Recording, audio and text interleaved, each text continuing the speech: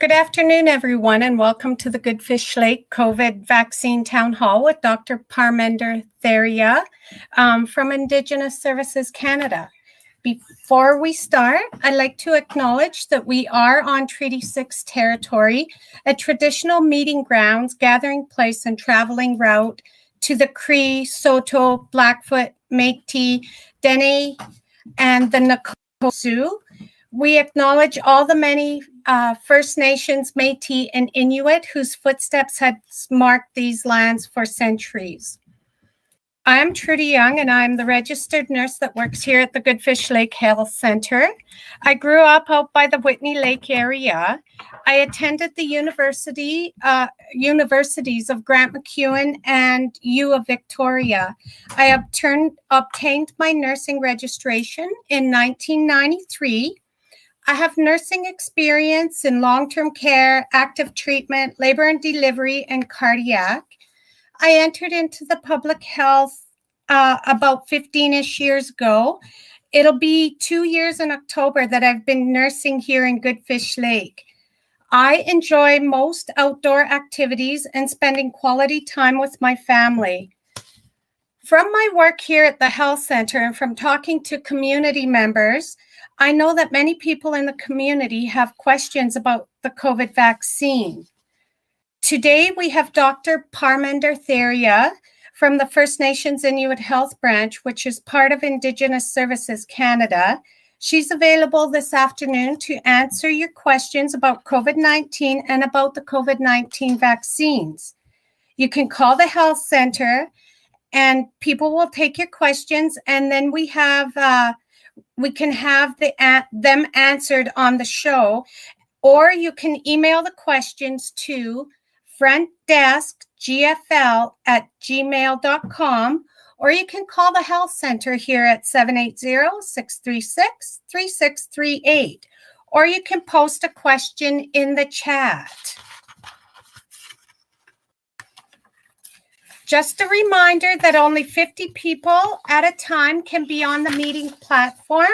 If you're planning to ask questions, or if you're not planning to ask questions, you can watch the presentation on YouTube. The YouTube link to this program is on the Whitefish Lake website at https://wfl128.ca/. But before we start, I'd like to invite Georgina Half, who will offer an opening prayer to start us off in a good way. Georgina is a nation member of the Whitefish Lake Band number 128, Good Fish Lake. It will be 3 years in October that she has been the health director here at the Good Fish Lake Health Center. Good afternoon, everybody. If we could just bow our heads and look to our Creator for just to offer a prayer for our nation and the world overall regarding this COVID. Father, we just want to thank you for today. We acknowledge that everything around us is because of you. All your blessings are there for us to see with our eyes, to hear with our ears. Lord, thank you for today, another day that you blessed us with where we can enjoy the simple things in life. Lord, we just call upon you today, and as many of our believers have, our nation people, we call on you today to remove this COVID from our land and bring healing to our land. Lord, I just pray that you would continue to have your hand upon us, guide us, and direct us. In Jesus' name, amen.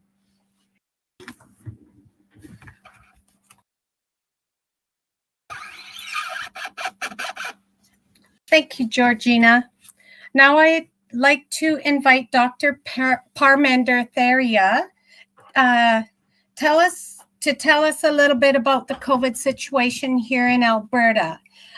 Dr. Parminder Theria grew up in Edmonton and then attended the universities of Alberta and Calgary, where she received her medical training. Dr. Parminder joined the First Nations and Inuit Health Branch in 2006 as Deputy Medical Officer of Health. In 2017, she was appointed Regional Director for Primary and Public Health. Dr. Parmenter lives in Calgary, but is a big Oilers fan.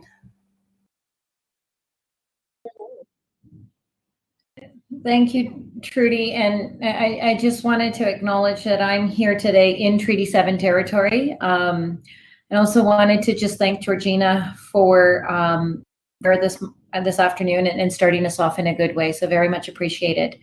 And also a big thanks to you and the team there at Good Fish Lake Health Center for having me on today. So I'm really happy to be a part of the conversation. Just to kind of give you a little bit of an overview in terms of what we're seeing with COVID cases. And I'll talk a little bit just more generally about the province and then also specifically what we're seeing in First Nations communities. So as many of your viewers would know, we've had over 225,000 cases of COVID-19 here in Alberta. We currently have kind of come out of the third wave within the province, and we've actually seen the levels of cases across the province dramatically decrease. We're now probably at just over 600 kind of active cases, and on average per day, we see anywhere from about 30 to 50 cases a day. So it really has decreased significantly. And we're also knowing that out of all the tests that we're doing, that only less than 1% of those tests are coming back positive for COVID. So we know that there's a fair bit of testing as well that is occurring across the province. What's really key, and I think what's really been helpful in Alberta in terms of getting our COVID numbers down, has been the public health measures that were implemented, but also the vaccinations that have taken place. Across the province, over 4.9 million doses as of kind of earlier today have been administered in the province for both first and second doses. And what we've seen is that roughly about just over 74% of all eligible Albertans, so over the age of 12, have received one dose of vaccine. And we're probably close to about 57% that have received 2 doses of vaccine. And so that's been extremely helpful in helping to kind of prevent further transmission and really keep our numbers down. In First Nations communities, we've seen since the pandemic started, less than 9,000 cases have been diagnosed for individuals living on reserve. And currently, I would say as of this morning, we were about 40 active cases, just over 40 active cases in about 12 nations across the province. First Nations are also seeing a decrease in terms of the number of active cases. We're seeing right now just on average anywhere from about 2 to 5 cases over the last week or so have kind of come in daily. So it is a significant reduction as well. And that's in part due to also the vaccination efforts underway across all First Nations communities. And as of yesterday, we've had over 61,000 doses being administered on reserve, of which over 35,000 have kind of been first doses and over 25,000 have been second doses. So that means for First Nations living on reserve, we're seeing roughly about 54% have received their first dose over the age of 12, and about 38% have received their second dose. And I think maybe the other piece that I might just leave or kind of mention is that right now the vaccines that are available in First Nations communities are both Pfizer and Moderna vaccine, and both vaccines are highly safe and highly effective. Thanks, Trudy.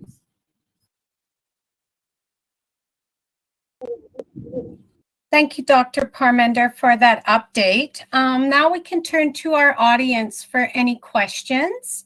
I'd like to let you know again that you can send your questions in on email to frontdeskgfl@gmail.com, or you can call this health center here at 780-636-3638.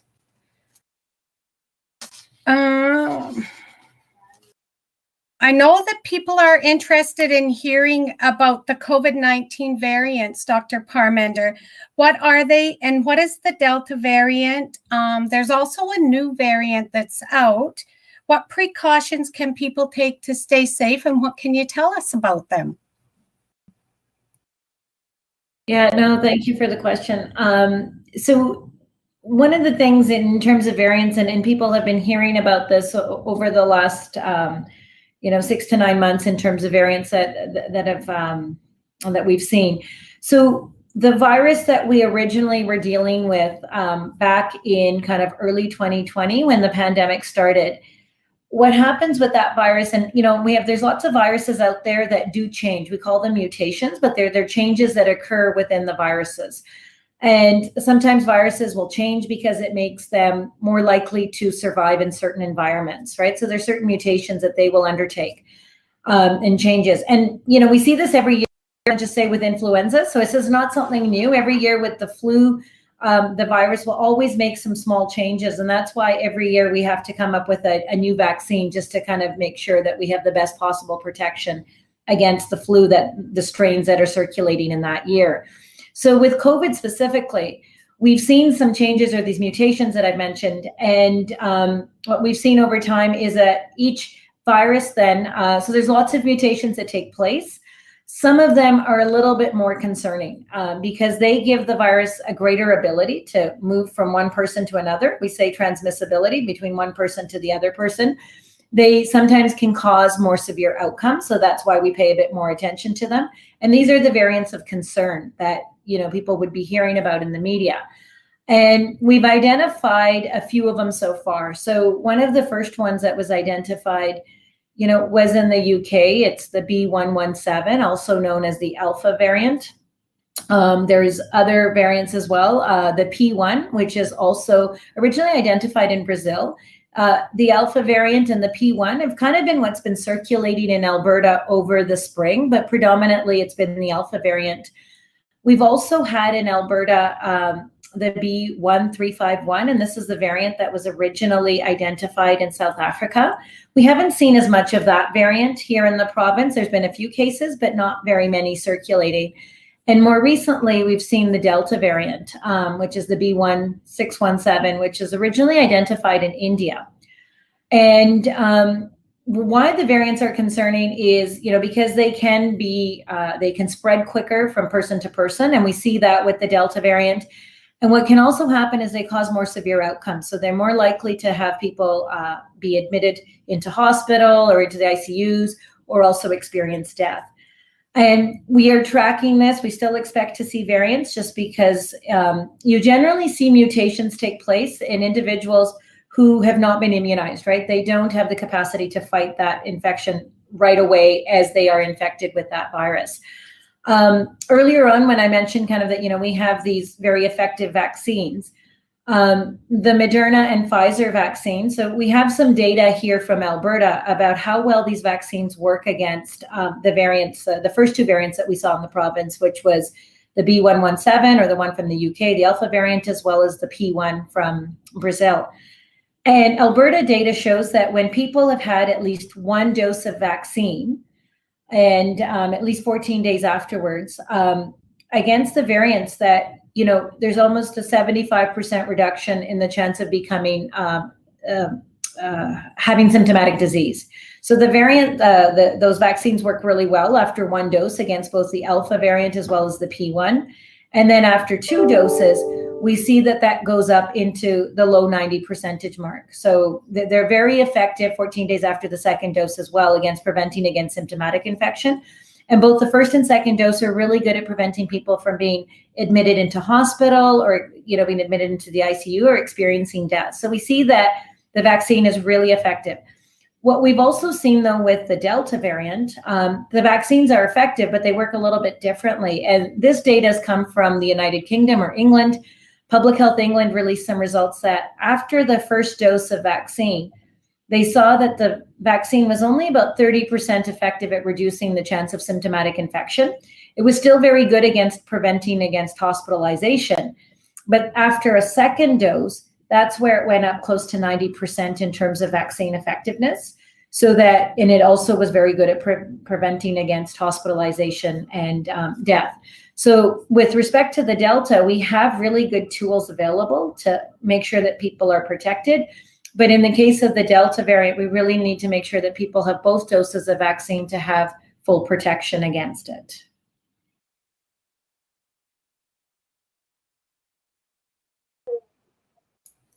Thank you. Another question that I've been tossing around is, what should we tell the people, and why should individuals get the vaccine when it was created within months of the pandemic starting? Yeah, no, thanks, Trudy. And that's a great question. I know that's something that a lot of people have been asking. And maybe what I might do, if you're okay with this, is just maybe take a couple of seconds and just talk about how the vaccines actually work, just more generally. And then we'll talk about this specifically in kind of the time frame within which it was developed. I think the first thing, just for your viewers to be aware of, generally with all vaccines, the way that they work is they try to give us a bit of a head start in terms of fighting an infection. So if you don't have a vaccine on board, you haven't been immunized with anything, what happens is that when you're exposed to the virus, your body has to launch, I guess, the defense of that from your immune system. So it has to build an army, essentially, if I can put it that way. You need to build antibodies. So those are proteins that you have in your body that can bind on to the virus and really prevent it from entering into a cell. And then you also have another part of your army, which is what we call the cells that fight against infections. And there's specific types of cells, and then they actually attack the viruses and so forth and try to eat them up and get rid of them. So you have these two major pieces of your army. And what happens is if you've never seen a virus before, or if it's a brand new virus like this coronavirus is, this COVID-19, what happens is your body doesn't have anything in terms of an immediate response. So it has to start building the army to attack and fight the virus. And that takes time. And that is unfortunately what happens is that sometimes people get infected, and if they haven't been immunized, they have to try to fight that infection. And it just takes them a little bit longer to build that army, build that response. And sometimes while they're still doing that, they might get sicker and sicker, and they develop symptoms and so forth, and they're able to transfer that over to other people as well. What we're seeing is that the way the vaccines work is that we show your body, your immune system, a little bit of what that virus could look like. So in the case of coronavirus, we show a little bit of a protein called the spike protein, and that's the part of the virus that allows the coronavirus to actually attach onto a cell and get entry into one of, a human cell. And so this way, what we've done is we've given our immune system a little bit of a head start and said, start building your army now. Build your antibodies, build the cells that are going to fight this infection, so that if you get attacked now or you get infected, your body already has the armies ready and developed and ready to go. It usually takes about 14 days to kind of have that full immune response built after the first dose and after the second dose. So that's why it really is that opportunity for your body to be able to fight the infection. And in this particular case, so what we've seen is there's lots of different types of vaccines as well that are under development as a result of coronavirus or the COVID-19 pandemic. The one that we're seeing in First Nations communities, the mRNA vaccines that they're called, and they are the Pfizer vaccine as well as the Moderna vaccine. The way that they work is that it's almost like sending your body a recipe on how to make a protein, a certain type of protein, which is the spike protein. Your body makes that protein and then kind of shows it to your immune system. The immune system starts to build a response to that, the antibodies in the cells, and then your body actually breaks down the recipe so that it's gone and no longer a part of your body. This technology, this mRNA technology, it's kind of the first time that we've done this. But it isn't brand new. It didn't start when COVID started, about 16 months ago. The technology has actually been around for at least over 10 years. So if some of your viewers would remember SARS when that first came out, over 12 years ago or so forth, that's when, and that SARS was also a similar virus. It was also a type of coronavirus as well. So we see some similarities in the type of virus, and over the past 12 to 13 years, they have been looking at this technology to kind of see how it could be used. So when the pandemic hit now, they had already done a lot of research, a lot of legwork in terms of getting us to this point where they could start moving forward and actually building a vaccine. And so I think that's really important for people to understand, that this mRNA technology isn't really brand new, that just started 16 months ago. It's actually probably been about 13, 14 years ago from from when we experienced SARS. And I think the other piece that's really important to recognize is that when vaccines get manufactured or when they come onto the market, they have to go through an approval process, and that's through Health Canada and kind of their regulatory branch. And there are steps that need to take that need to be implemented, and each of the steps that Health Canada undertakes, the requirements have to be met by the manufacturer. And in this case, all the same steps in that regulatory process were taken by Health Canada, by the manufacturers. All of the data that was needed was provided.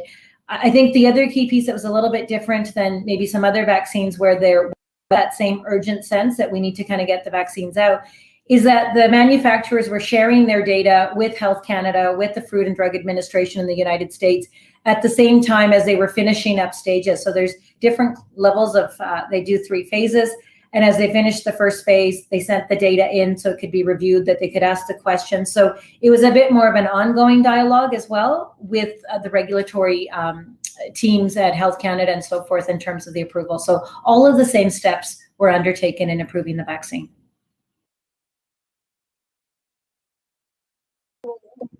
That's really good information, Dr. Parmenter.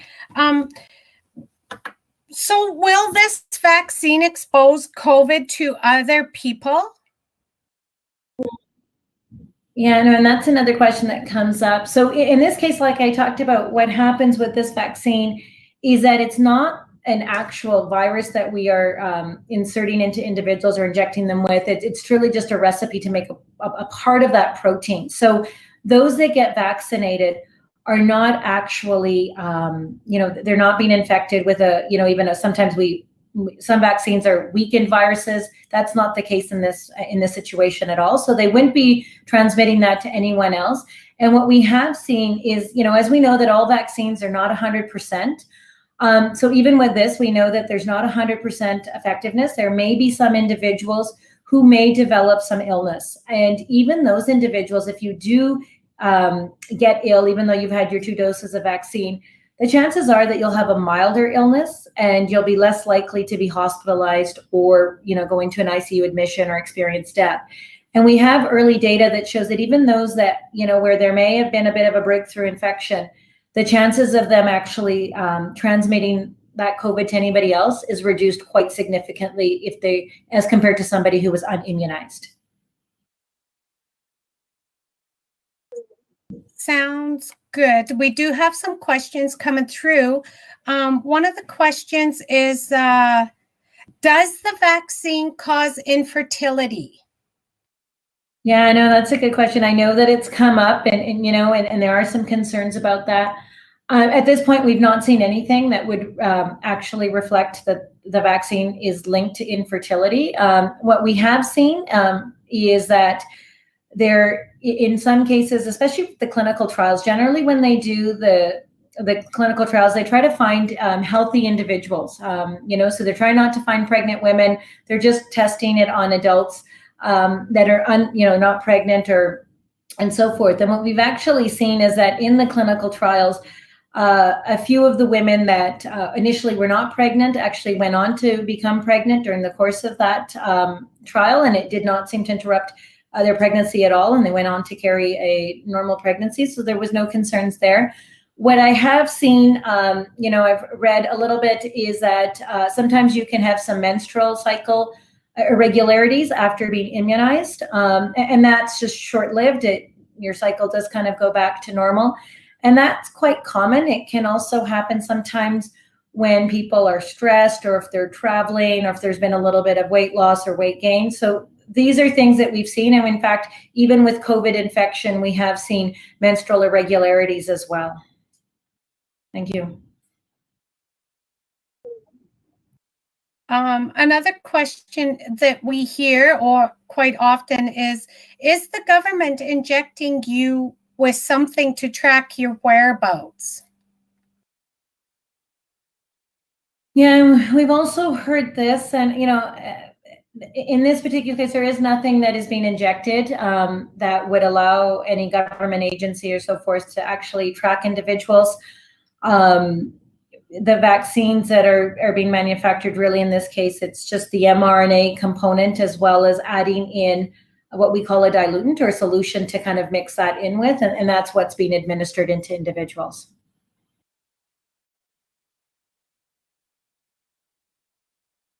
Very interesting. Can you get COVID even if you were vaccinated? Yes. So, it's a good question. So when I mentioned earlier that it's not 100% effective, they're actually really good at preventing against infection and hospitalization and death. There's still a chance that some individuals who have been immunized could develop the disease. And so far in Alberta, so we do have some data, and it is up on the Alberta Health website. What we've seen is that even after all of Albertans who have received at least one dose, and 14 days after receiving that one dose, there's a 0.4% chance that you could get a COVID infection, which is very, very small. So that's looking amongst all of the people that have been vaccinated. And then when we look at, for those individuals who've had 2 doses of vaccine, that number really drops into the 0.045%. So really, really rare, but it can happen. We have seen that. I think it's really important to also understand that, I read something earlier today from the United States that looked at, they're starting to see a surge of cases in their country, and particularly in some of the states where the vaccination rates have not been as high. And what they've actually seen is that of all of the individuals who are now presenting into hospital, it's almost exclusively those people who are unimmunized. So in this particular story that I was reading, it was about 97% of all of the people who are being admitted into hospital now for COVID-19 are those that have not received any vaccine at all. Okay. Another question that's just come through is, are there side effects if you are diabetic, have heart problems, or other chronic conditions? Yeah, no, and that's a really great question. One of the things that, we do recommend is, early on when we were looking at the data before we had a vaccine available, we looked to see who were those individuals that were actually experiencing more severe outcomes. And when I say severe outcomes, like being hospitalized, being in the ICU or experiencing death. And in that case, it was the elderly. We saw those particularly in long-term care settings that we were seeing the highest number of deaths, but also amongst some people that had some of these chronic conditions like diabetes and heart disease and so forth. And so, in fact, we are, the earliest recommendations was to make sure that these individuals that we define more vulnerable did receive their vaccines. And what we've seen is it's been extremely beneficial. So we've seen death rates drop in those elderly. We don't hear about long-term care sites, with outbreaks and individuals dying. And we've also seen that amongst those with chronic conditions, it's been extremely helpful to protect them. What they would see, though, as they get immunized is just similar to anybody else. So no increased risk for side effects if you're a diabetic or you have heart disease, but you would experience kind of the same likelihood of getting a side effect as anybody else who maybe didn't have a chronic condition. And some of the side effects that people may experience, that's something that we call more local side effects. So that would be, in their arm, they might get some tenderness, they might get some swelling or some pain. And that usually resolves within about 48 hours. And then also they could experience something we say a systemic side effect. So they could be just generally feeling tired for a few days, maybe some fever and chills. There may be some, more rarely nausea and vomiting. And these are some of the more common side effects that you would experience with the mRNA vaccines. But if you had a chronic condition, you wouldn't be experiencing them at a higher rate or anything like that. We haven't seen the data for that. Okay. Are there any long-term effects? Like long-term side effects? Sorry. Yeah, no, and that's a good question. So it is being monitored. So, as you know, generally with the clinical trials, they're over a shorter time frame. Even those individuals that were part of the initial clinical trials, the manufacturers are planning to at least follow them for a year. Part of what they would be doing is following them to see, what are their antibodies level doing over time? Are they dropping or are they staying kind of, in good levels? But they would also be monitoring them for any side effects as well, and then seeing if there's anything that they notice in terms of a pattern. The other piece that we're also doing, not just here in Alberta, across the country, but around the world, is also looking for any adverse events as well following immunization. So that's something that always occurs as well, and is quite prevalent here in Alberta. What I can say is that in Alberta, we've had, just as I mentioned, we're just shy of 5 million doses. And we are seeing probably out of those 5 million doses, about 794 adverse events that have been reported. And so it's a small number, but we always, that monitoring of individuals will continue to occur. And at this point, we've not seen anything that would indicate any kind of long-term side effects. Oh, good. That's good news. Can the Pfizer vaccine cause heart problems later on? Yeah, no, and I'm really glad somebody asked this question, because this is something that people would have been hearing about in the media. So, as I mentioned, one of the things that even as we administer the vaccine, we are continually monitoring and checking to see, are we seeing anything occur post-vaccination or after people have been vaccinated that maybe wouldn't normally be occurring, right? So one of the things that has been identified, in Israel and the United States initially is they thought maybe they had noticed an increase in, so it's called myocarditis or pericarditis. And essentially what it is it's inflammation of the heart muscle and the area around the heart. And what they had seen was that perhaps they had seen more of these cases following immunization, usually within the first 7 days, but they had seen it really in men under the age of 30, and usually after the second dose. So that was something that they were looking at. So sometimes you can see patterns and you're like, well, does it make sense? Is there a way that we can explain this from a biological, and they call it plausibility, that there's a mechanism that would explain this. So they've seen this and they're still investigating. What we've seen in Canada, though, with our data and some of the other jurisdictions across the world, we haven't seen the same thing. We have seen that there have been some cases of this pericarditis and myocarditis, but we've got baseline rates that, from previous years, you can kind of tell how many you are expecting to see just based on, every year, just this is the average number that we see. And so far in Canada, we have not seen more of these events than what we would normally expect. And so it's still being monitored, and it's something that we're closely monitoring. And here in Canada, as well as in the US and Israel, they are still recommending that people get immunized. Generally with this, for the pericarditis and myocarditis that, has been identified, it generally resolves on its own after a couple of days, maybe with some aspirin and so forth.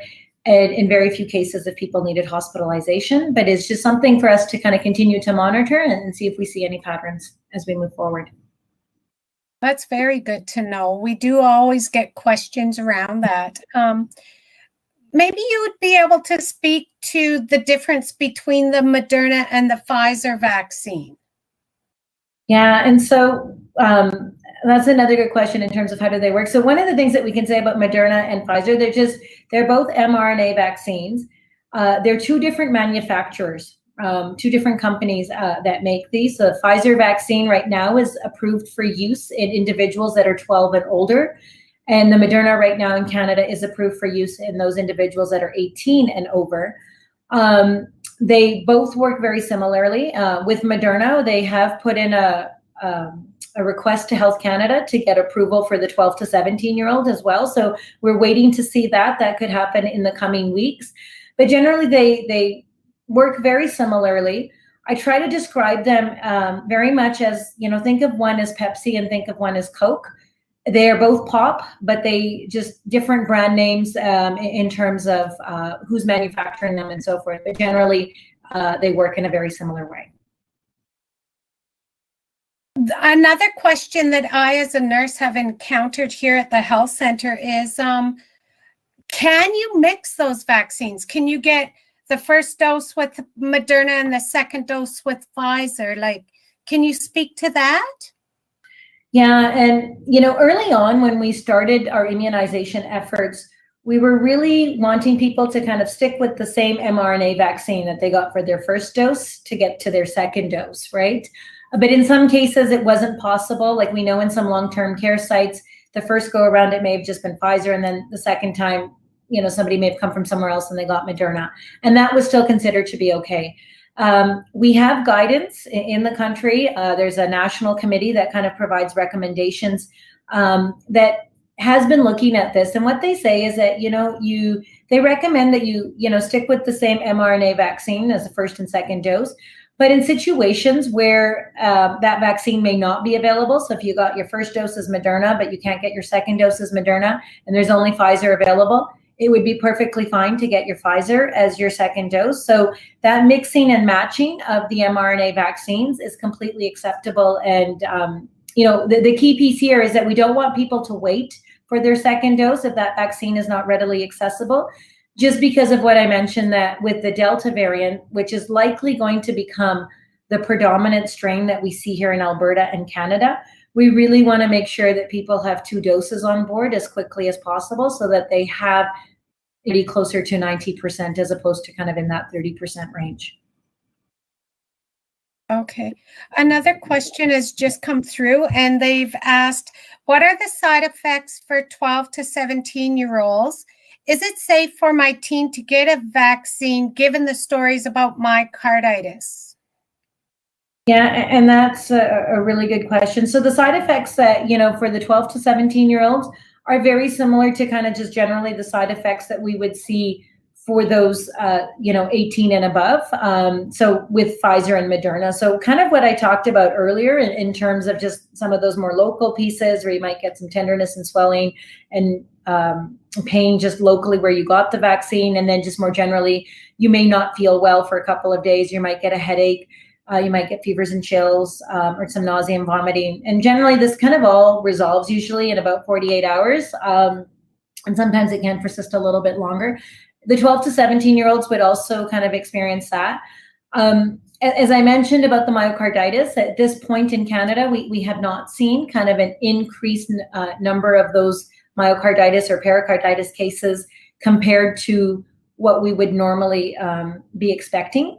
And it's one of those things that I think people need to weigh out, is that, it's a fairly benign side effect. It can be usually resolves on its own. There can be some aspirin and so forth, but very rarely are people admitted into hospital for this. And I think it's just comparing that to what about if I was to get COVID, right? I think every parent, you always want to act in the best interest of your child, and it's trying to weigh all these pieces of information together. And I think it's really important for people to understand, like in Alberta, on reserve, we've had just under 9,000 cases. We've experienced just under 90 deaths, and for every 100 cases of COVID cases that we've seen on reserve, eight of those cases will be hospitalized. 1 to 2 people may require an ICU admission, and 1 death. So it's kind of looking at that. It's also understanding that, one of the things that I also wanted to maybe stress, Trudy, and this might be the right point, is that I want people to also weigh some of the other pieces that we're seeing post-infection as well. Some people would have heard long haulers or long COVID, right? So some of the consequences that people who have had COVID are now dealing with even 3 months later or 6 months later. We're starting to get more information about those individuals who have experienced COVID and some of the complications that they're seeing. So for some individuals, it can be neurological pieces where their memory is being impacted. You can also see some mental health issues. There can be other inflammation of other systems. There was a study that I read about today that talked about, in these long haulers or these COVID patients, there can be up to 200 different symptoms that people continue to experience after, recovering from the disease. Some estimates would put even the neurological and mental health issues at 20 to 30% of all those that have experienced COVID or having some sort of consequences thereafter. So I think it's one of those things that, I appreciate that it's sometimes difficult to make that decision, but really weighing out what are some of the, the side effects with getting the vaccines, but also comparing that to what happens, if we do get exposed to COVID and get infected, what are some of the things to expect with that as well? Thank you. So if we've had COVID in the past and recovered, do I still need to get vaccinated? Yes. And so we are looking at that. So right now our recommendations are for anybody who's previously been infected with COVID, generally in the first 3 months, we feel that you've got good immunity, but we do recommend that you get immunized and at this point with 2 doses. That National Advisory Committee that I talked about that provides some recommendations and guidance on COVID, or sorry, on the vaccines, is also looking at this a little bit more. So they will be studying it. They're looking at data from other areas across the world to see that for those that have been previously infected with COVID, what's the right number of doses that they require afterwards to kind of make sure that they have good immunity on board to prevent further infections. I think the other piece that might also be important is that you may have been infected with one type of strain, right? It could have been the original strain, or it could be one of these variants. It isn't to say that there could be more variants coming down the road. So you may not have as good protection with the antibodies that you've built through natural immunity to fight those kinds of infections. So we still recommend that you get immunized. Okay. So a question came through here. What happens if you cannot take the vaccine due to allergies, medical conditions, and want to travel?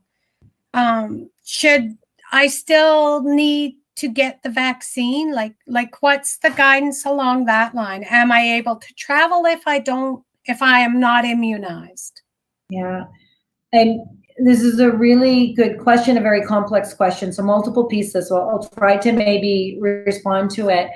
So if you can't get a particular vaccine because of specific allergies to, a part of that vaccine, there are, in Canada, generally what we've got in First Nations communities is the Moderna and Pfizer vaccine. But there is also, approved for use in Canada, AstraZeneca, which is a little bit different. So it has different components. So that may be more appropriate. And in cases where somebody has an allergic reason why they can't have an mRNA vaccine, they could do this viral vector vaccine, which is the AstraZeneca. So they could do that. If that's still not an option, then unfortunately at this point, they would still be unimmunized. We have to just keep in mind that there are other vaccines that are also being produced, manufactured, and so it may be down the road that that's something that they can receive at that point. But it does keep them at risk though, right? Because if they do get exposed, they have no protection on board. And that's why I would really recommend that if somebody is, unable to get immunized, or perhaps have a medical condition where they are more immunocompromised, so they're not able to really launch, even though they've had the 2 doses, they just can't make as strong an immune response. We really encourage that for those individuals, it's all of those people around them that can help protect them, right? And make sure that if everybody around them gets immunized with 2 doses, then you almost create that layer of protection around some of those vulnerable individuals that, can't be immunized, or if they are immunized, maybe not making as strong of an immune response. And so we've seen that. We've seen some families, I've actually been on some calls where some families have talked about, my child has this immunocompromised condition, or my child is young and under 12 and can't be immunized, but, is at higher risk. So as a result, everybody in our family is being immunized, and everybody that comes into close contact. So it's just a way to protect them. In terms of the travel question, or that part to this question, right now, internationally, so if people want to cross borders into, US or go to Europe, we're not sure. It's being worked out. Generally, people are being required to be immunized for 2 doses, a full series.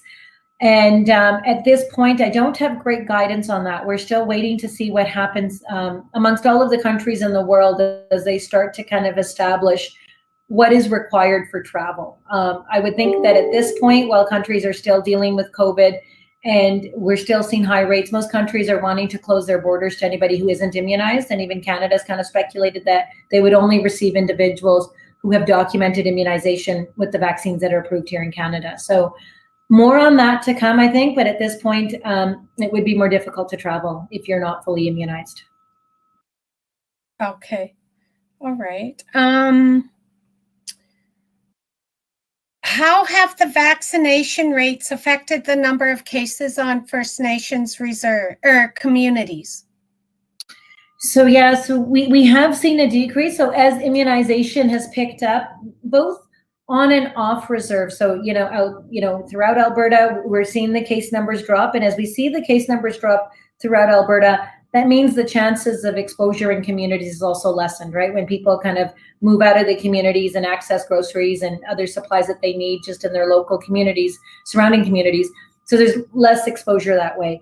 We've also seen that those nations that have higher rates of coverage, are not experiencing outbreaks in the same way that nations have not had as much immunizations underway. So, as FNIB MOHs, while the provinces opened up at 70%, we are recommending that those nations who are not at 70% maybe do not open up in the same way, or take a bit more of a cautious approach and look at kind of keeping themselves into phase 2. Because once they open up, if there is an exposure in the community, the risk of many people in the community becoming infected and transmitting that infection goes significantly higher.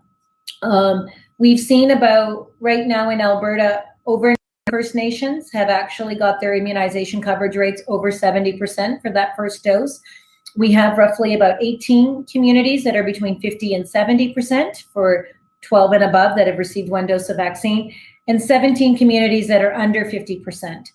And, as the MOH, I'm concerned about those communities that are not at 70%, because what that does is we just don't have what we say enough herd immunity, or enough people immunized that if you get exposure in the community, you can stop the transmission from person to person, and we may actually see more cases. So right now, we are seeing communities with maybe lower immunization rates be more impacted.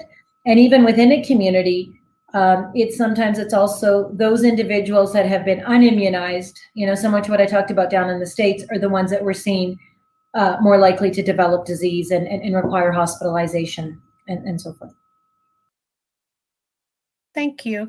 Another question that came through is, when will children be able to get vaccine? Yeah, and this one is a really interesting question, and I'll try to explain it as best as I can. Right now, so as we know, 12 to 17-year-olds, are being able to be immunized. Anybody under 12 is not. The manufacturers are undertaking clinical trials right now just to test the effectiveness and figure out what's the right dose within that population, and just the safety piece as well. Those trials are undergoing. We expect to see that by the fall, sometime in October, November, we'll probably get the results of those studies. And then likely the manufacturers will put a request into Health Canada for approval of those vaccines. So I think, that's kind of the timeline that we're hearing, and into the fall is when those clinical trials will finish. And then likely they'll put forward that request to Health Canada in terms of approval. What I'm not sure, though, is how quickly we as a country will start administering vaccine for that age group. And some of that might be, what are the case rates looking like? How widespread are we in a fourth wave? Do we need to have more people protected in the communities?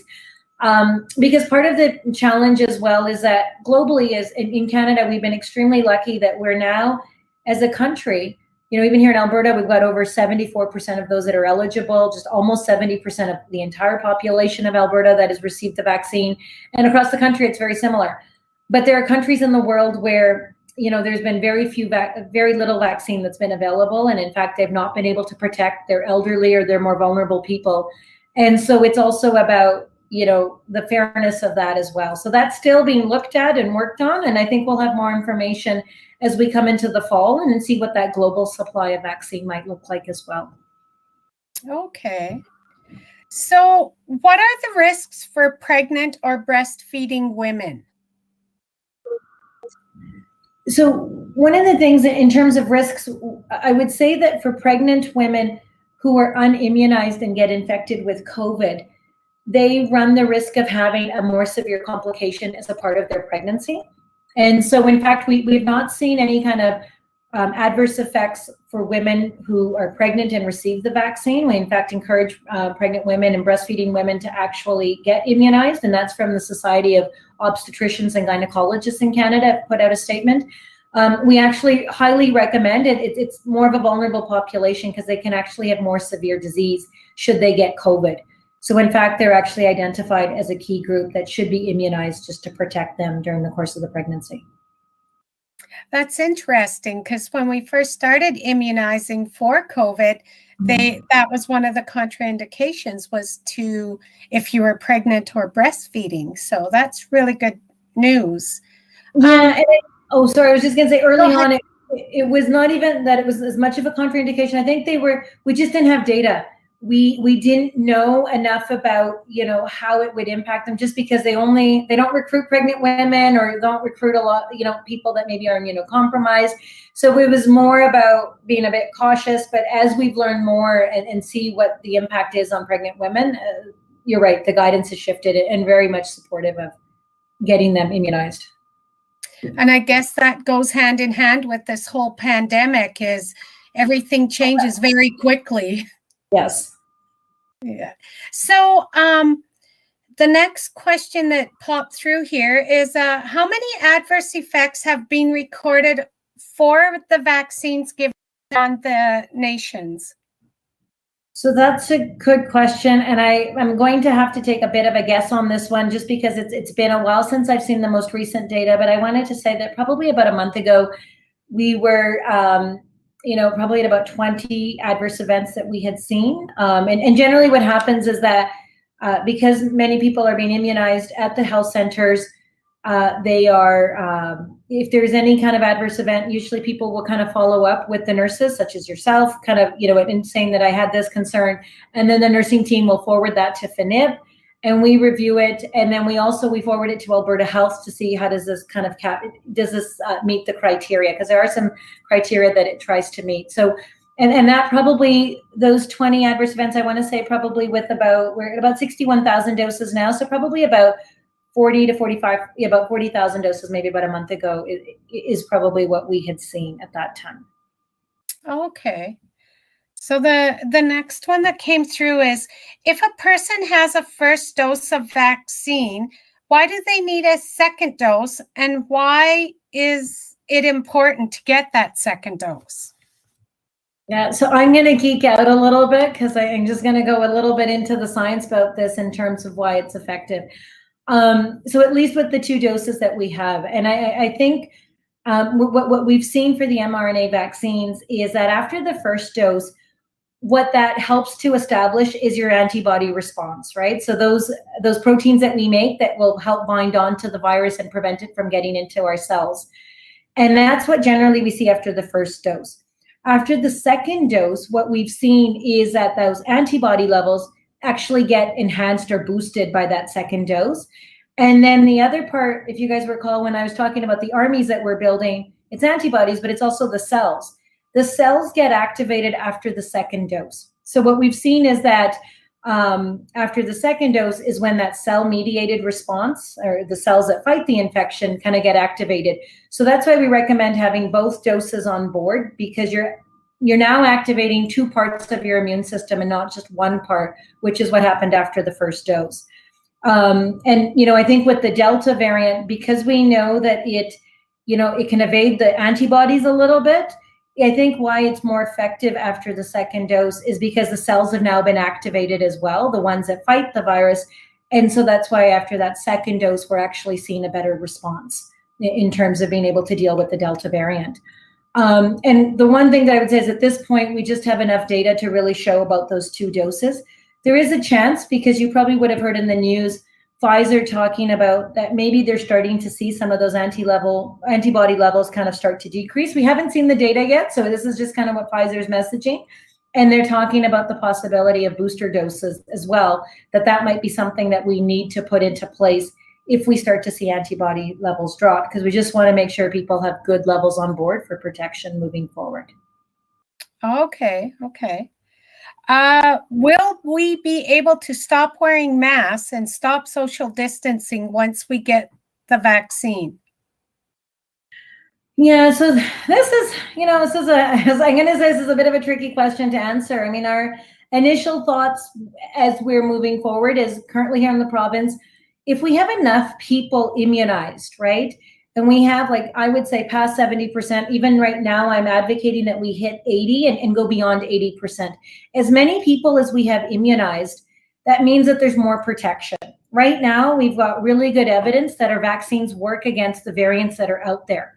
There may become a day where there's a variant that we don't have as good protection, and that might require a booster dose down the road. But at this point, with the variants that are currently in play, we actually have pretty good protection. And if you have enough people protected, then you wouldn't necessarily require the further masking and the social distancing. But the problem is that we're not there. We're not at 90% or 95% where it's almost like everybody's protected and really there wouldn't be any further transmission. So we still have guidance, and it's a little bit different. I know that Alberta's kind of opened it up. We still have masking in certain larger settings, like in transit settings. If you're taking a taxi, if you're on a bus or a train, you know, that they recommend that you still keep your mask on. In other settings, you don't have to. But we're recommending that still, if you're not at 70%, because that is one, it's a very effective way at preventing transmission from person to person. And yeah, so I mean, I think at this point, you know, and we'd still recommend it in settings maybe where you don't know the immunization status of the people that you're interacting with. If you're at home now with extended family and everybody knows that everybody's immunized, you'd be more comfortable kind of, you know, removing yourself from the masks and the social distancing. But if you're in a larger gathering and you don't know the status of other people, it's one more way to kind of keep yourself protected as well. So I'm not sure if that helps, but that's good. How does this vaccine work with traditional medicines? That's a great question. And honestly, we haven't seen a lot of work or research looking at that question. And I think that's something that we, you know, happy to kind of have further conversations with the knowledge keepers or the traditional healers, if that's something that they're wanting to do. At this point, what we do know from at least the clinical trials, that there doesn't seem to be any interaction with any of the Western pharmaceuticals that people would be taking for, you know, their diabetes, their heart disease, and so forth. We don't see any interaction with any of the drugs that people take. My guess would be that that would be similar for kind of traditional medicine, but I don't know for sure. That hasn't been something that's been studied. And I don't know how similar traditional medicine may be to kind of some of the Western therapies that people are on, if that's helpful. That's good. Some elders are hesitant about taking the vaccine. What would you say to them? Yeah, and so, you know, I think for me, like one of the, from my perspective, I think the key piece is really making sure that people have information, right? And have information about all aspects of the vaccine, about COVID disease itself, in terms of what are the risks if I do get infected with COVID, what could be some of the consequences that I'm experiencing. And really that would help make an informed decision for them. And I think if people are not sure or they're a bit hesitant, you know, I would say, like, what are some of those reasons that they're, you know, sometimes they're sitting on the fence, right? And I've heard this, like, we've actually seen what's been really interesting in our data is that, you know, initially when we rolled out vaccine in this province, it was really for those that were at highest risk. For First Nations, that were those over the age of 65, were the first ones in communities that were prioritized for vaccine. And, you know, initially we didn't hit 70%, but what I've seen every week since February, March, is that number continues to rise. So now we're at about 91% of all of those over the age of 65 in Alberta living on reserve have received at least one dose of vaccine, right? So I do appreciate that people are kind of sitting on the fence. They're wanting to learn more. They're wanting to see how this affects their neighbors and whether or not they're hearing of any other long-term consequences. I would really encourage people to get more information. If they're not sure, you know, they could always come into the health center and have a conversation with Trudy or the other nurses there. They could also visit their family physicians and having a conversation. There's also lots of websites that have some information. So the Government of Canada, Alberta Health, there's also some First Nations who actually have put together some websites with their information. And here in Alberta, that's in Treaty 6 territory, we also have Alexis Nakota has put together, you know, a website, and it's Your Health, Our Strength, I believe is the name of the website. And if people Google that, that can give them information as well. It's just really gathering more information and understanding everybody's got maybe different reasons why they might be hesitant, and, you know, kind of having a further conversation about that. Good. All right. Can you touch on messenger RNA vaccine? Yes, so messenger RNA, so that's the mRNA vaccine that I mentioned. Pfizer and Moderna are both. And the way that this vaccine works is, so I'm going to go a little bit into the technical details, so bear with me. in our cells right now, what we have is that we make proteins. We make lots of different types of proteins to do different things every day. And one of the things that, I talked about in part of our immune response is that we make these antibodies that we make that fight the infection. They're proteins as well. So what the messenger RNA does is it's a recipe. It's like if you were to, send somebody a recipe for making banana bread. It's very similar. It kind of just tells you how to do it, how to make the protein. And so we have these protein making factories in our cells, and how the vaccine works is that the recipe on there is how to make the spike protein that's a part of the coronavirus that has been causing COVID-19. And so what happens is that our body is able to make a little bit of this protein. It's not making the whole virus, it's just making a small piece of that protein. And then we can show it to our immune system so that they can start making antibodies. And then that happens in the immune cells. And essentially what happens then for this messenger RNA, this recipe, when you don't need it anymore and you've already made that spike protein, you just throw it away. And so in our bodies, we just break it down and it's just recycle those parts for something else. And then it's kind of like if you had finished making your banana bread, you just throw it away. You don't need it anymore. So that's how that vaccine works. All of the vaccines previously that we've used are generally, they're trying to show you a piece of that virus. And sometimes it's small components. It might be, other proteins. We might inject people with proteins to actually create a response to. Sometimes in some vaccines, we kind of give what is called a live vaccine, but it's weakened. So for the average person who's healthy, that live vaccine isn't going to create any problem. We just make a response to it. But you don't give that to immunocompromised individuals because their immune response isn't very good. So in this case, we're doing something very different and just injecting individuals with a recipe to make a protein to be able to create an immune response. Okay. Another question came through about, have people had adverse reactions to the vaccine?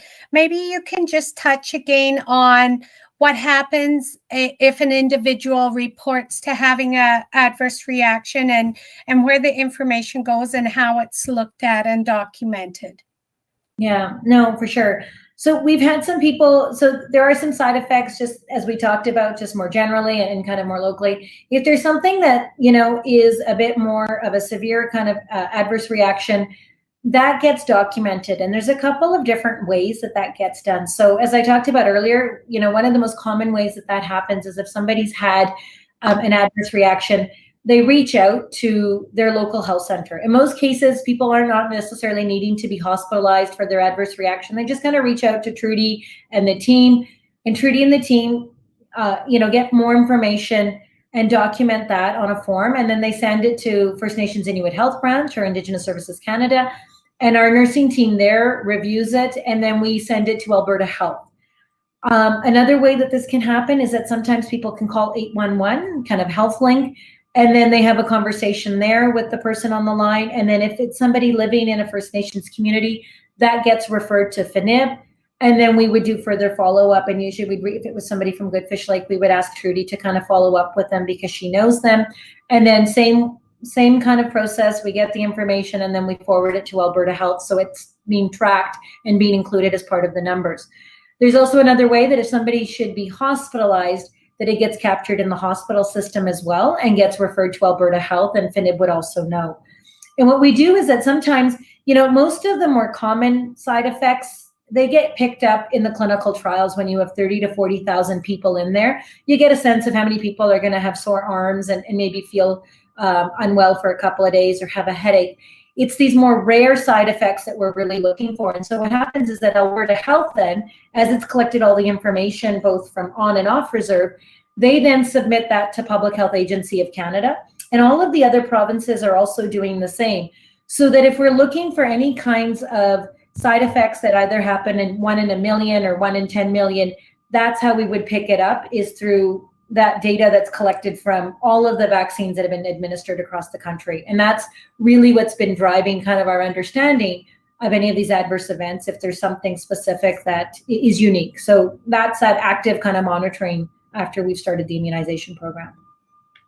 Perfect. That's good. Can these vaccines alter a person's DNA?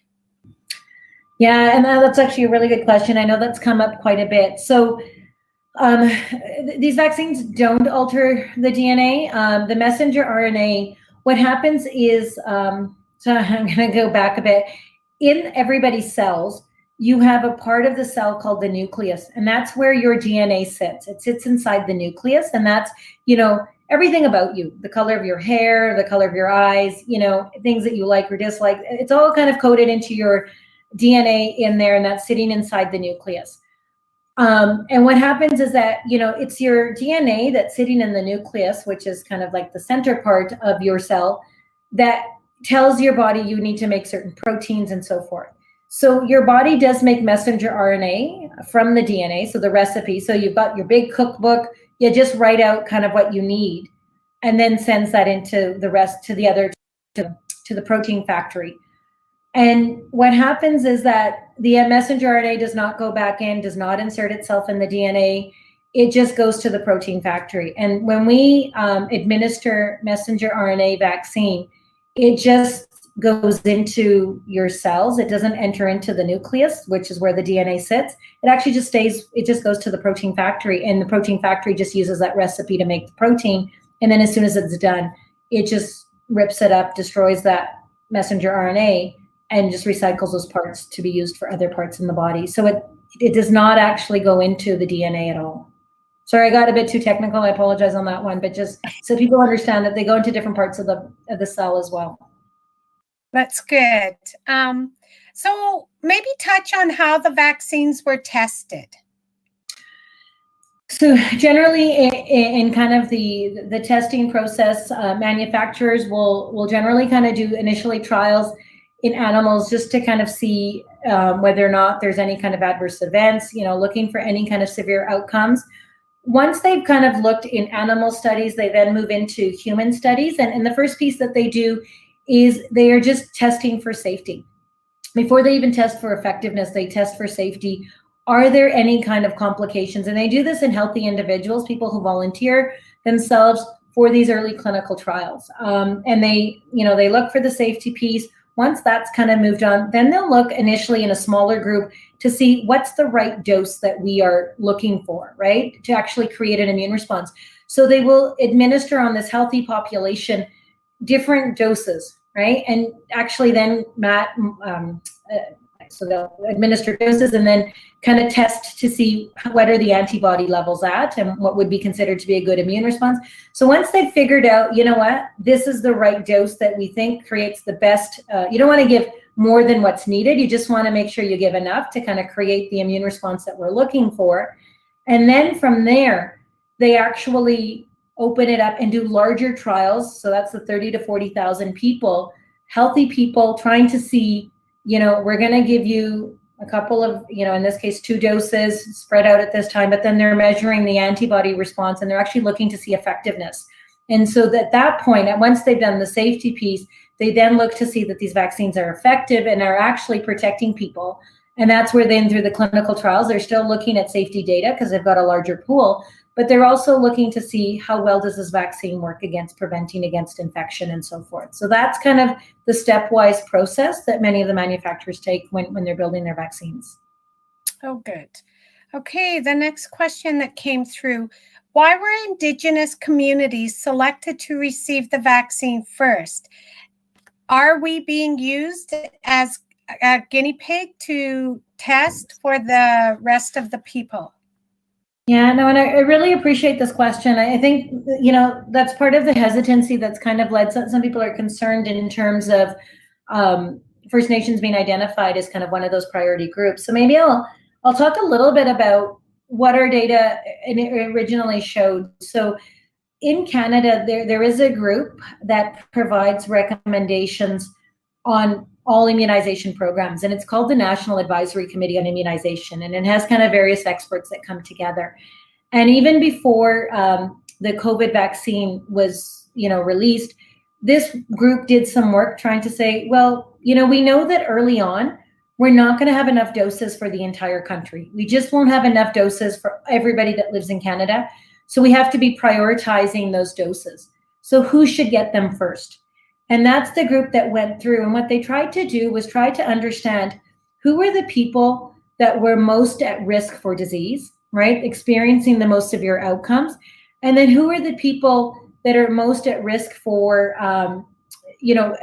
compromising the healthcare system or would impact the healthcare system. So that's where kind of the decision-making piece went, is that we wanted to protect the integrity of the healthcare system. We wanted to make sure that those people, like, should people get sick, they need to present, they need to be able to be seen and provided care. So early on in Canada, these are the two groups that we focused on. So the first group that also was highly prioritized, in fact, the first people in Canada or in Alberta that received immunization were healthcare workers. It wasn't anybody else. In December, we actually prioritized healthcare workers, and not all healthcare workers, but those that were key to, making sure that we could keep the system intact. And that anybody working in an ICU essentially was prioritized to receive the vaccine. Anybody working in the emergency room, so that we would be able to provide urgent care should people come through the doors, was prioritized. And we also looked at home care workers, because they were working with elderly populations, and that was both on and off reserve. So a lot of the nursing staff, or in some communities, medical transportation, anybody that was working with home care clients or those more vulnerable was also prioritized in that early kind of rollout. So in December and kind of January.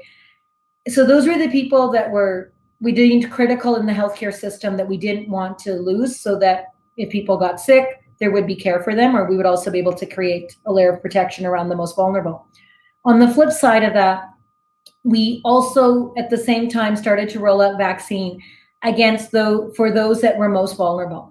So the first folks that were identified in Alberta were the long-term care residents, both on and off reserve. We had seen at that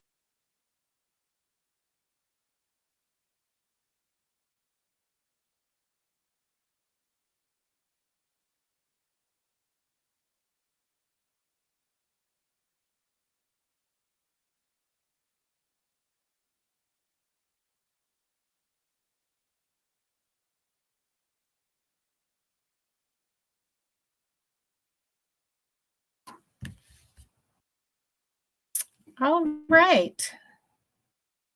So I'm not sure what happened with Dr. Parmenter.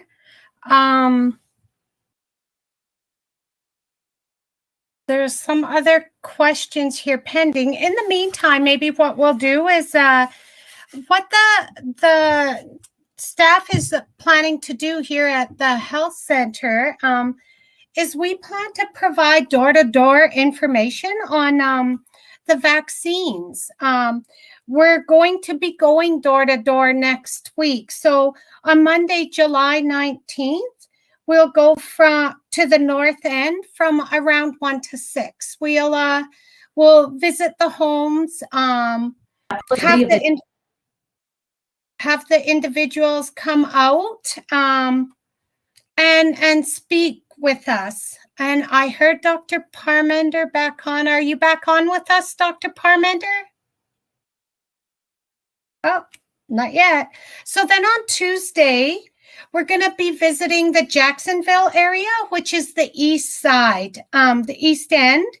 And that will run from around 11 a.m. to 6. The other thing that's going to happen on Tuesday, the 20th, is we're going to have an open vaccine clinic here at the health center as well. You would be able to just walk in anytime between 8 a.m. and 7 p.m. and we will immunize you with the COVID vaccine. On Wednesday, we're going to go out to the central area around between 11 and 6.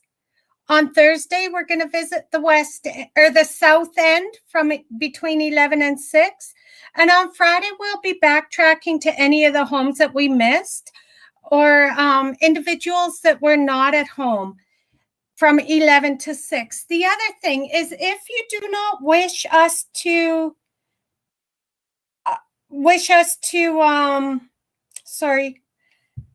if you don't wish us to visit your home, just give the health center a call, give us a heads up, and we will definitely respect that wish. We are also going to have an open clinic on Saturday, July 24th at from 10 to 2 here at the health center. So that'll be walk-in as well. Now where do we go to?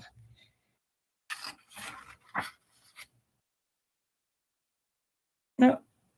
Dr. Parmenter is just calling back in, so hopefully we can finish up some more questions with her before we run out of time.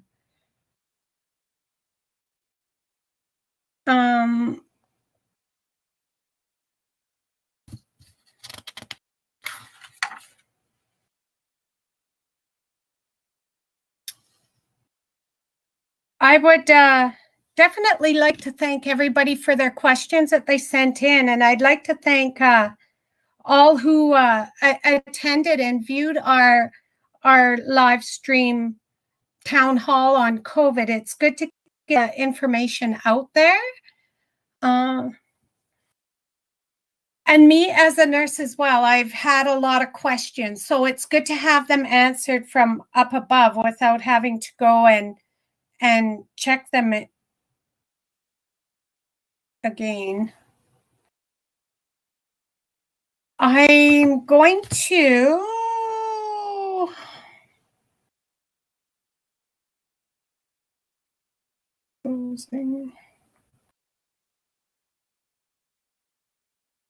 I'm not sure if Dr. Parmenter is back on again yet or not. Oh. Hello, Dr. Parmenter? Hi, I'm so sorry. My system crashed. My apologies. Oh dear, that's all right. It gave me an opportunity to talk about the immunization clinic information for next week that we're hosting. Okay. We were talking about the being used as guinea pigs. Yeah, and I can't remember exactly where. I know that I was talking probably about long-term care residents. I think I talked about them being prioritized, and maybe that's where I got cut off. Does that sound about right? It could be. We can start there. That's a good start. Okay, so yeah, so in terms of those that were most vulnerable, we started off with long-term care residents because that's where the highest death rates were. We also then, in Alberta, we have 2 remote and fly-in and remote and isolated communities as well. And so they were prioritized for everybody 18 and above. At that time, the vaccine was only licensed for 18 and above. And that was because they were in more unique circumstances because of the availability of medical services and the remoteness. As we move forward here in Alberta, what we did is we rolled out in parallel to kind of where the provincial program was as well. So after we did long-term care residents, off reserve, it was over 75, and then on reserve, it was over 65. And so after long-term care residents, the greatest death rates were amongst those that were over 75, and that was for those individuals living off reserve. But for First Nations on reserve, the death rates were actually for those over the age of 65. And we had seen that as the province moved forward in kind of the rollout, what was happening was that the First Nations, because the death rates were in younger groups, we saw that there's about a 15-year age difference between what was happening off reserve and on reserve. So we moved in parallel, and really the intent was trying to make sure that those that were most at risk of death or severe outcomes were being prioritized. But where nations had a bit more flexibility is that they got doses based on their over 65 population or their 50 to 64 age group, and maybe not everybody in that age group was interested in getting a vaccine at that time. So then the nation had that flexibility of moving into other people that they'd identified as vulnerable. So in some ways, the First Nations rollout, though it was a little bit different in terms of the age groups, really was in parallel to kind of what was happening provincially, and really recognizing that there were differences in death rates between the 2 groups. So I'm not sure if that's helpful, but that kind of explains a little bit about how First Nations were being prioritized within kind of just other groups that may also be experiencing severe outcomes, but then also in parallel to the healthcare system and protecting members of those of groups working in kind of key functions in the healthcare system were also prioritized initially. Thanks, okay. Thank you. So is it mandatory to get the vaccine? And do you see it becoming mandatory if it isn't? No, at this point, it isn't mandatory, and I don't anticipate that it will become mandatory. This is truly, a personal choice, and people need to make that decision. It's something that we do recommend from a public health perspective because we see that vaccination really does help in terms of preventing illness and preventing some of those other severe outcomes. I don't know, like even in workplaces, some may encourage it and may actually offer incentives for their staff to be immunized, but it's not mandatory to get the vaccine at all. Okay.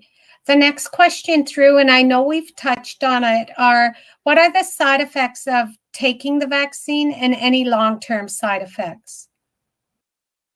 Yeah, no, and so, I think this is a key question I talked about earlier in terms of really making sure that people are informed. Most of the side effects that we see with the mRNA vaccines are fairly minimal. We see the most common side effects are, locally, what we call local, kind of just where the site where people had the vaccine injected into them. They might experience some pain. They might get some swelling, some redness, and that can usually last up to 48 hours, but usually resolves on its own. In sometimes rarely rare circumstances, that swelling might persist a little bit longer, and that's when people kind of reach out to the health center and talk to the nurse locally. We also have seen some folks with a headache, or they might feel some fevers and chills, or just kind of feeling unwell or just tired or fatigued, for a couple of days. And some people can also get some nausea and vomiting. These are generally kind of the more common side effects that we see with these mRNA vaccines. In terms of any kind of, more rare side effects, we've seen a report that perhaps there could be increased number of, individuals with maybe some heart inflammation, generally younger people, but we've not seen that in Canada. We've seen some other countries report that, but in Canada, the way that we administered the vaccine was a little bit different than other jurisdictions across the world. So we haven't seen that. And in terms of any long-term side effects, we've not seen anything like that. And there's been nothing so far. Those individuals in the clinical trials, the 30 to 40,000 people that, were really a part of this when the manufacturers were testing their vaccines, there's nothing that's been published that for those individuals that they've experienced any long-term side effects. And, as we talked about earlier, one of the key pieces of a public health immunization program is to continuously monitor people for side effects or for anything that seems out of the ordinary so that we can determine whether or not there's a link to the vaccine. So that's something that's ongoing. And out of the over 40 million doses that have been administered in Canada, there hasn't been anything else that's been really identified as kind of an adverse event linked to these vaccines. Good. So which is safer, the COVID-19 vaccination or infection? And the second part to that question is, does a COVID-19 vaccine or an infection offer better protection? No, I really appreciate the question. I think one of the things that I would say is the vaccination is safer than the infection. What I've described is that in over, almost 4.5 million doses of mRNA vaccines, we've had some side effects, some tenderness, some, a couple of days where you don't feel well, but generally for the most part, we haven't seen anybody really hospitalized for that. We've seen no deaths from the mRNA vaccines here in Alberta, and that's out of almost 4.5 million doses, more than that. In terms of the COVID infection, we've had over 225,000 people in Alberta who have been infected with the virus. And of those, we've seen at least 1% die, so over 2,500 deaths as well linked to COVID. So we've seen more deaths, more severe outcomes, more hospitalizations from a COVID infection as opposed to being vaccinated for COVID. So, from that perspective, I would definitely say I myself have been immunized, something that I recommend for my family members as well, for them to consider. And in terms of what offers better protection, at this point, we recommend vaccination in addition to any kind of natural immunity that people have. So I know that some folks I've talked to some individual and they're like, well, I'd rather be infected and that way my body can do this naturally. What we're seeing, and we're still monitoring to kind of see what are the immunity levels for individuals who have had an infection. But our guidance right now, if this is any indication, is that if let's say that Trudy, when you're reaching out and somebody may have been exposed to COVID, one of the first things that the nursing team will do is ask, have you been immunized, right? If you've had 2 doses of vaccine and it's been more than 14 days, you don't need to quarantine, right? Because we believe that you have really good vaccine protection on board at this point. If you've had a previous infection, we at this point believe that your immunity is really only as good for 90 days, and we haven't shifted that. And if it's more than 90 days since your infection and you've been re-exposed, you would be asked to quarantine. So at this point, we do truly believe that immunization, in addition to kind of, your previous infection experience, is the best way going forward. That's interesting. I like the not quarantining aspect of it. Yeah. So why does COVID-19 infection sometimes cause severe illness and death while the vaccine doesn't? So I think, when we talked earlier about, all the vaccine is really doing is giving you a head start. It's kind of helping you build an army before you get invaded or attacked, right? So it's that preparation, essentially. Your body is more prepared to fight the infection. And what happens is that for some individuals, if they're still trying to build an army, but they're being attacked, and it's much harder to fight an invader while they're really making inroads against you, and you're also trying to launch and build an army and get your people trained to kind of fight. So in this case, what we see is that, with vaccination, we don't these are very safe vaccines. They don't cause a lot of adverse events. I'm not sure if that's helpful. I think it's for those individuals who have been unimmunized, they don't have anything. They don't have that extra advantage or head start. So there's a chance that the virus simply overpowers their immune response and is able to kind of, lead to more severe outcomes like hospitalizations and so forth, and have more negative or more severe outcomes for them. Good. Another question that's come through is, who should not receive the vaccine? So at this point, it's a very small group of individuals who really shouldn't receive the vaccine, and that's anybody who has had what we say is a contraindication or a reason why they can't do it. And that's generally for individuals who have had some sort of severe allergic reaction to any of the components that are part of the vaccine. Generally, those are the only people that really can't be vaccinated, is because they have some sort of allergic response, and sometimes we call that anaphylaxis, which is like a total full system kind of allergic reaction to the vaccine. So if people are concerned or they have a history of allergies, what we really recommend is they reach out to the health center and have that conversation with their local nurse and see whether or not this is something that they can't be immunized with.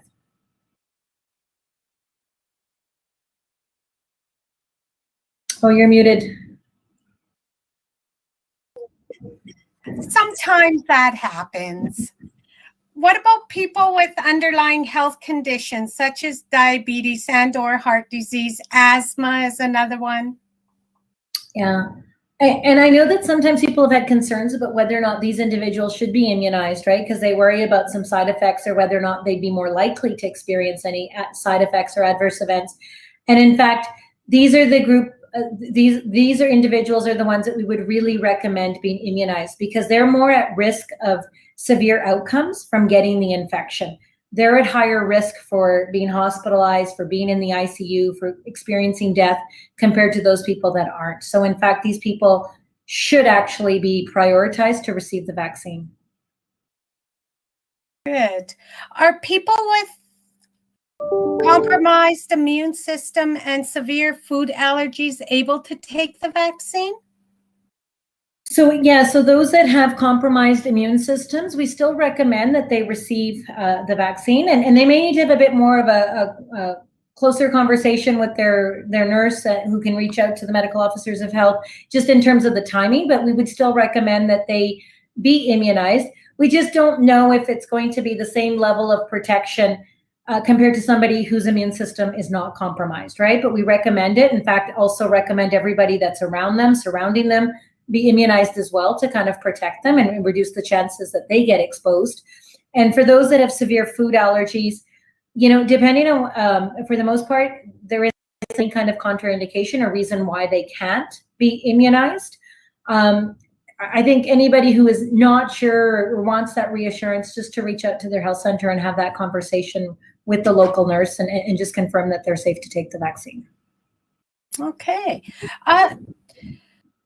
Where can we get vaccination passports from? Do we really require those if we intend to travel abroad? Yeah, so this is one of those things that, as Trudy identified earlier, things that keep changing or keeps evolving in this COVID pandemic. So at this point, there aren't any vaccine passports here in Alberta. I know we've heard of some provinces are doing them, some are not doing them. The federal government is looking at what is required if we are want to travel internationally and kind of that vaccine passport. So I've heard some mention that the government is looking into that. Generally, what I've seen for the interim, and until we have maybe more clarity or an understanding of what the international travel is going to look like, that if countries are asking for proof of vaccination, the way that people can do that is they can actually just go into the health center and ask for a copy of their immunization record to be printed off. And Trudy and the team are able to do that and be able to provide that information to individuals, and they can use that as they are, being asked for documentation. And that's kind of where we're at right now. But I expect on this one, we will continue to see the conversation evolve and maybe something more formalized put into place. Well, that's awesome to know. Do you have any final message for us out here? Yeah, no, first of all, I just want to say, and I think the questions that have come through today have just been absolutely amazing. And I'm really grateful that people have taken the opportunity to kind of ask those questions. I think it's truly just, it's an informed decision. So I think people have asked some really great questions as they kind of weigh what they want to do. I really encourage people to reach out, to yourself, Trudy, or to kind of the physicians that they might have, or even some of the websites in Alberta Health Services, or the Government of Canada websites, to learn more information about this. And really, as you're looking at this, really to kind of weigh what are the risks of getting COVID-19, right? And understanding all of those pieces and see if you are comfortable with that. And then also looking with, the vaccination as well. What are those side effects? How frequently do they happen? And overall, I would just say that we have vaccines currently that are very safe, and they're also very effective against the variants that are circulating here in the province. So thank you for the opportunity to be here today. Oh, we have one more question that just came through. If you have blockages in your legs, is it safe to be immunized? So I'm not sure exactly kind of the blockages generally that this individual might be referring to, but generally, there isn't any of the conditions, medical conditions, that we would indicate that people should not be immunized with. So in this case, I think this person should be safe, but what I would maybe ask is that they just follow up with their family physician if they have a specific concern. Okay, and I think what they were relating to is varicose veins.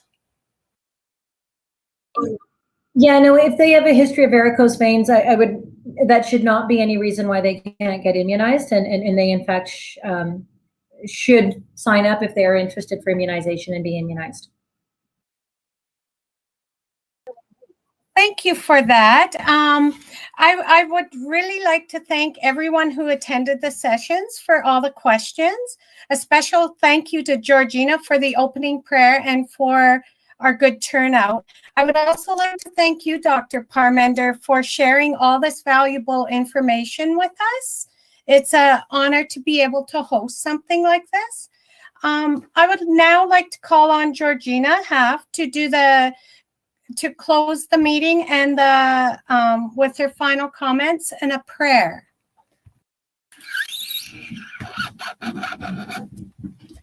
Well, good afternoon. Once again, I want to thank Dr. Parmender and Trudy for all all the hard work and the planning that went into this. We appreciate it.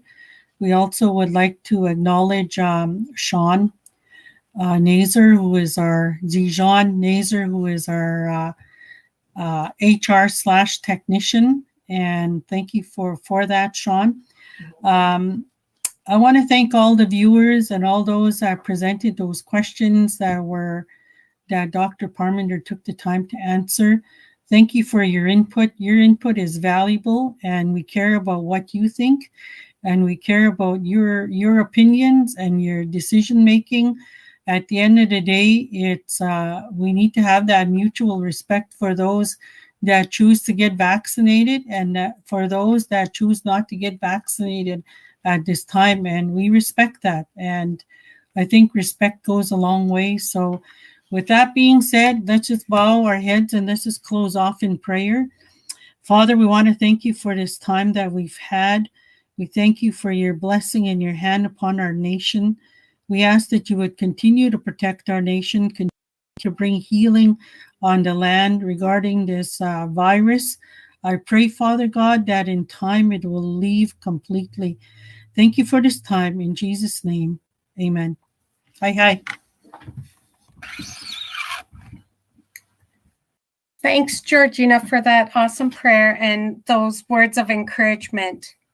I'd also like to thank our audience for all their attention, and just a reminder to everybody that this conversation was recorded and it will be posted on the Good Fish Lake Facebook page. Thank you. Have a good day.